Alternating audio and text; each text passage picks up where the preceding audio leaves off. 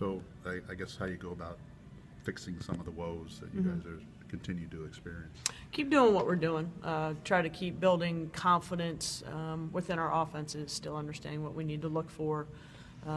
Rutgers was a different type of matchup for us, so sometimes when you go against that type of athleticism and physicality, and their size at the guard spot really bothered us.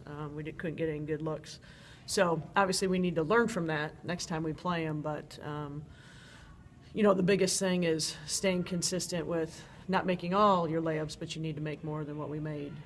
We still got to have better production at the guard spot. So you just got to keep doing what you're doing and get better, but have to be tougher in a lot of different areas. Outside of the layups, are you getting the shots that you want, especially from the guard spot? No, they need to do pull-up jump shots. That's all we work on. They come off screens. We show them video. We show a lot of different things. We need to look when we come off, not to go all the way in or threes. We need that mid-range game. That's the thing that Bridget brought us, and April's the only one that has brought it. Keys needs to bring it. Ashley needs to bring it. Hayden needs to bring it. Coming off of on balls when they're sitting back, we need to be able to knock down a 15-foot shot. So those are the things that we work on all the time, but they've got to carry it over in the game. You don't have a whole lot of options, I don't think, but do you change anything from a rotation point of view at this point, or you just keep? Well, right now it's back to, day one of practice, and whoever wants to play, we're going to see what happens. And if we play 5 kids, we play 5 kids. So it's kind of going back to day one. You would hope in February you wouldn't have to do that, but that's how it's going to be. And so if you want to get after it and do X, Y, and Z, then the rotation may be different people starting, different people coming off the bench. We'll just have to wait and see how these next 2 practices go. With things in the first meeting with Indiana, what things were you able to do successfully that might carry over into this matchup?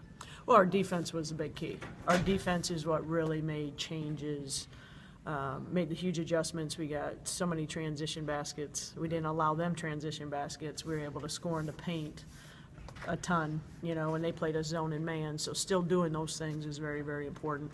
But it all stemmed on our defense, how hard we played, how we rotated, and that always gets your offense going. It's been a while since you played then. Have you noticed them doing anything differently? They're playing, they're starting a different person at the 4 spot. So she's more guard-oriented. Sometimes they almost have all guards out there. So that's an adjustment for them, and that's where we got to capitalize on our inside game if they allow it.